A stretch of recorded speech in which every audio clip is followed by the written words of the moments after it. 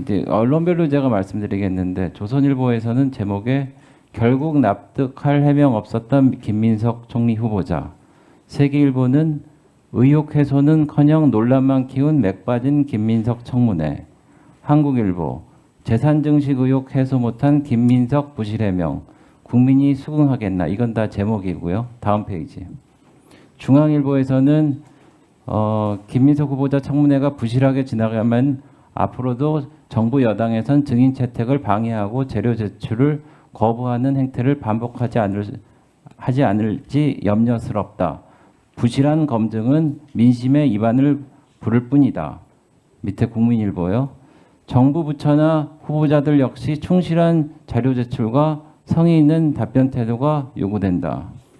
그리고 세계일보 밑에는 후보자 해명, 작은 제목이죠. 눈높이에 못 미쳐 자질 능력 갖춘 적임이라는 여당의 논리 무색.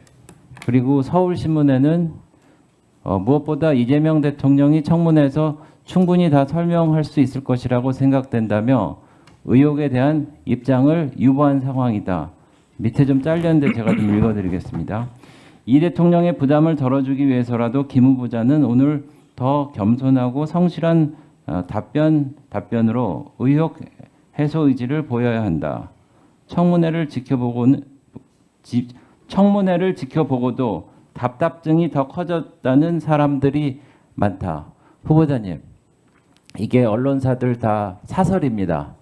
그런데 그러면은 이 언론사의 대표하는 이 사설이 후보자님 말씀대로 평균적인 일반적인 인식에 못 미치는 분들이라고 이렇게 보여지십니까?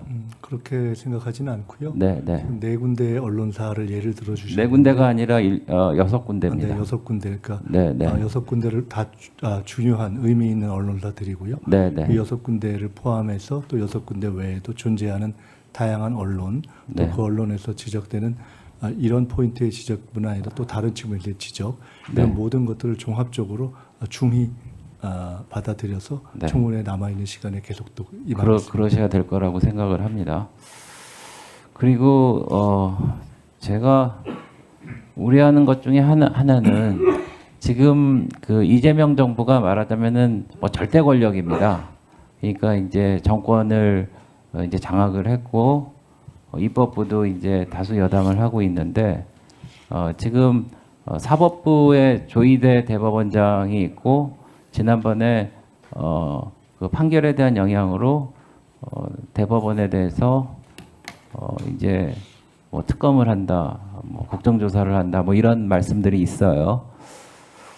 그래서 후보자님, 그 대법원의 그 대법관을 증원한다든지 3심 제도를 헌법소원까지 해서 사실상 사심으로 만든다는 거에 대해서 후보자의 입장은 뭡니까?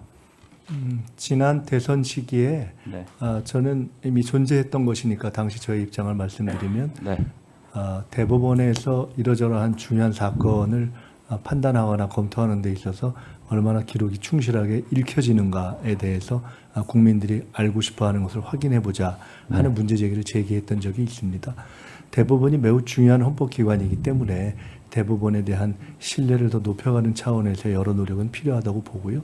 아마 지금 대법관의 수를 증원한다든가 하는 문제는 대법원 스스로도 이해하고 고통을 토로하는 업무의 과중, 이런 문제에 대한 측면에서 제기되는 면도 있고, 또 반대에서 보는 분들은 이것은 현재 대법관의 수를 늘림으로써 현재 존재하는 현존 대법관들의 권한을 조금 약화하려고 하는 것이 아니냐라는 식의 시각도 있는 것을 잘 알고 있습니다. 그래서 이 양자를 종합한다면 결국은 국민의 눈에서, 국민의 관점에서 국민이 필요한 대법원에 대한 변화의 방향은 무엇일까라는 것들을 정리해 가면서 그것을 대원칙으로 받들면서 이렇게 풀어가면 되지 않을까 싶습니다. 그래서 저는 그에 대해서 특정한 이래야 된다 저래야 된다는 입장을 제가 개인적으로 가지고 있지는 않다 하는 말씀을 드립니다. 네, 제가 좀 질문을 더 하지 않을 수 없는데, 제가 어제 그 후보자님의 그 말하자면은 정치자금법 위반 관련해서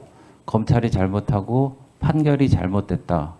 그리고 일부 맥락만 이렇게 따서 검찰이 한 거를 법원이 잘못 판단했다, 이런 말씀을 하신 취지로 제가 알아들었는데 그렇게 되면은 첫 번째, 두 번째 이 정치자금법 위반에 관련된 재판이 모두 6개가 있었는데 6개를 이제 전부 다 부정하셨단 말이죠. 그러면은 그렇지 않아도 지금 삼권 분립에 대한 국민적인 어떤 우려가 커져가고 있는 상황에서 이 대법원장을 옥죄이고 대법원을 무력화하고 이 대통령과 국무총리 후보자가 대법원의 판단을 현재 것만 아니라 이 과거 것도 무시하고 옳지 않다고 하면은 과연 이 삼권 분립이 제대로 서겠는가 그런 걱정을 합니다. 그래서 제가 아까 어제 후보자님이 말씀하셔서 일부만 따서 제가 말씀드렸다고 해갖고 제가 법원 첫 번째, 두 번째 사건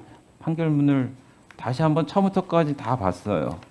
근데 피고자님은 분명히 그 사건 당시 적법하게 정치자금 영수증을 교부할 수 없는 불법 정치자금임을 교부받는다는 의식이 있었다고 인정된다라고 이런 사실이 있고요.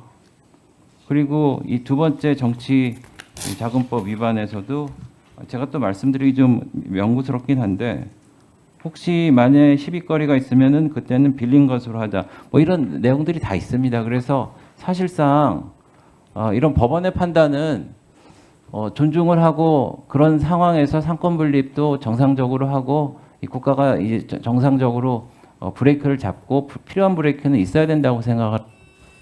이거에 대한 우려가 있어서 그래서 법원을 좀 존중해 주시자는 그런 부탁의 말씀을 적어서 이것을 어떻게 해야 될 것 같아요? 어떤 의식을 갖고 계십니까? 네, 저는 법원을 존중합니다. 법원을 존중하기 때문에 법원이 내린 결정들에 대해서 그때그때 법적으로 정한 항소의 절차도 밟았고 그럼에도 불구하고 내려진 최종 결정에 대해서 성실하게 정해진 대로 저는 예를 들어 과거에 사면복권도 받지 않았거든요.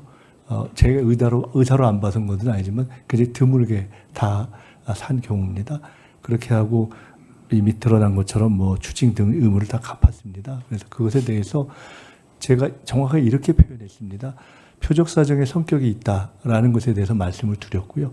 그럼에도 불구하고 법원에서 영수증을 교부하지 않은 것 자체는 이유여하를 막론하고 법적으로 위배다라는 부분에 대해서 제가 어떻게 하겠는가라는 부분에 위법을 제기하시면 받을 수밖에 없다는 말씀을 드렸습니다. 최후 진술에도 드렸고 다만 그때 이런 말씀도 드렸습니다. 근데 똑같은 상황이 다시 온다고 하더라도 어떻게 해야 될지 잘 모르겠다. 제가 일일이 다 수천 장의 영수증을 볼 수 있는 상황이 다시 될지 솔직히는 잘 모르겠다. 그걸 제가 지킬 수 있을지 다른 누구는 지킬 수 있을지 잘 모르겠다. 사실 그때 그렇게 얘기했습니다. 그리고 어제 말씀드렸지만 이런 영수증 미발과 관련해서는 공교롭게도 국힘에 소속된 당대표를 지내셨던 분 한 분하고 그냥 의원 한 분, 두 분은 무죄가 났던 경우가 있습니다. 제가 성함은 밝히지 않겠습니다. 존경하는 배준영 의원님께서 선의를 가지고 법원에 대한 존중을 말씀해 주셨기 때문에 제 말씀을 드리고요. 어제도 말씀드렸지만은 빌린 것으로 하자라는 취지의 검찰이 있었지 그런 메일을 쓴 적이 없습니다.